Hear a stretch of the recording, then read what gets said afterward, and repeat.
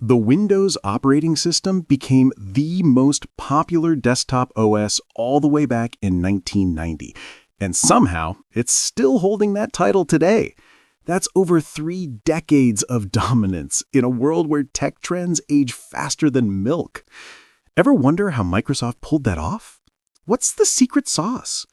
Well, that's where things get really interesting, because some of Microsoft's best business decisions also created some of their trickiest dilemmas.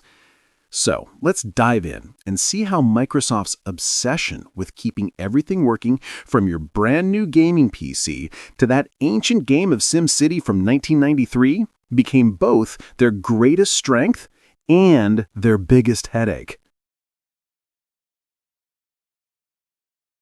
Every few years, a new version of Windows comes out, sometimes to embrace shiny new hardware, sometimes just to keep up with whatever's trending in tech. With hundreds of millions of Windows users out there already, you really don't want to crash their existing apps and upset them. So smooth transition is everything.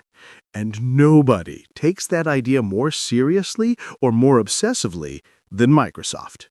How obsessive? Well, let's time travel back to 1990. Windows' first big hit was its 3.0 graphical shell sitting on top of MS-DOS. It wasn't a full operating system yet, but it made PCs feel friendly and modern. The next big release was Windows 95, a proper windowing system, the real deal.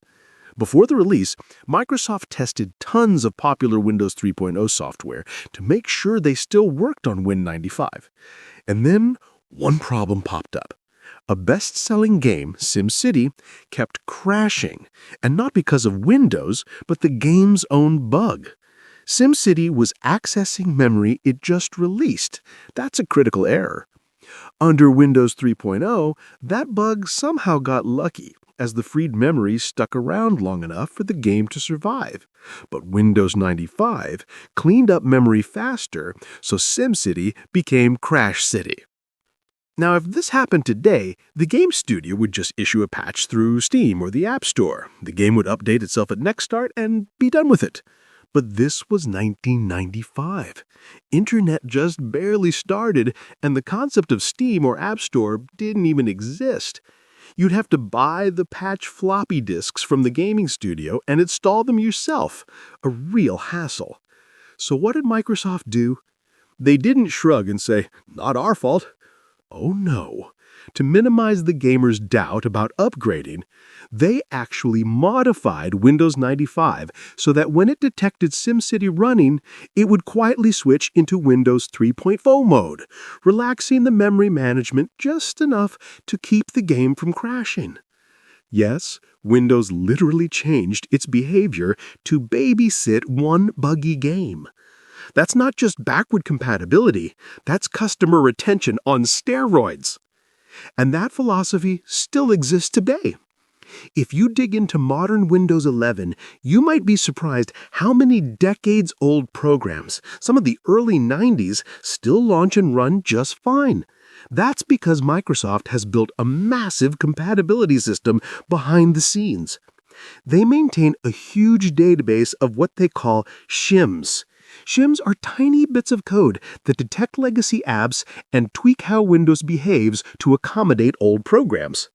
Before every major Windows update, Microsoft's engineers test thousands of popular legacy apps to make sure they don't break. And if they do, they add another shim to the pile. That's how Windows manages to evolve without leaving the past behind. It's not just nostalgia, it's business. Keeping your old apps alive keeps your customers loyal. And in a way, that's the trick of Windows. It's the only modern operating system that tries to carry multi-decades of software baggage and still walk straight. If you've ever built your own PC, you've probably noticed how easily Windows just recognized all the hardware components you chose. Plug in a new motherboard, boot from a USB stick, and somehow almost everything just works. Wi-Fi, sound, graphics, well, most of the time. That's not magic. It's decades of hard work to make Windows run on basically anything that can boot. From the start, Windows wasn't built for one type of computer that had to survive in the wild among thousands of motherboards, sound chips, network cards, and graphics adapters from every corner of the tech jungle. So when you install Windows today, you're not just getting an operating system. You're getting a massive built-in archive of drivers for all sorts of hardware, new and old. Microsoft keeps this library up to date through the Windows Driver Store, a mix of their own generic, good-enough drivers and vendor-submitted ones. That's why Windows usually recognizes your CPU, GPU, and network card right out of the box, and why Windows Update functions as a global delivery service for fresh drivers.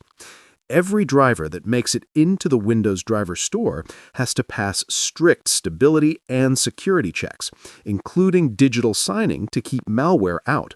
That's part of why Windows can run on such a ridiculous variety of hardware, from gaming rigs to mystery brand USB gadgets you found in a bargain bin.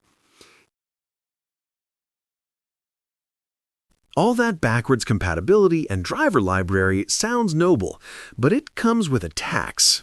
A pretty steep one, because keeping everything compatible means never really starting fresh. Over the years, Windows carried layers upon layers of code, shims, and exceptions just to keep old stuff running. And this mountain of legacy code doesn't just make Windows heavier, it also makes Microsoft cautious. When millions of businesses depend on your software not to crash payroll or factory systems, you can't exactly move fast and break things. Nowhere was that caution more costly than on the mobile front. Believe it or not, Microsoft was early to the mobile game. Before iPhones even existed, they had Windows Mobile running on PDAs and smartphones. They had the lead, and then they blew it. Why? Because instead of reimagining what a phone could be, they just ported the desktop experience to mobile devices. Tiny start menu, checkboxes you needed a stylus to hit, and interfaces clearly designed for a mouse and keyboard. It was like trying to fit a desktop PC into your pocket. Literally. And then Apple walked in. They didn't care about backward compatibility or old habits. They built something completely new around the radical idea of touch.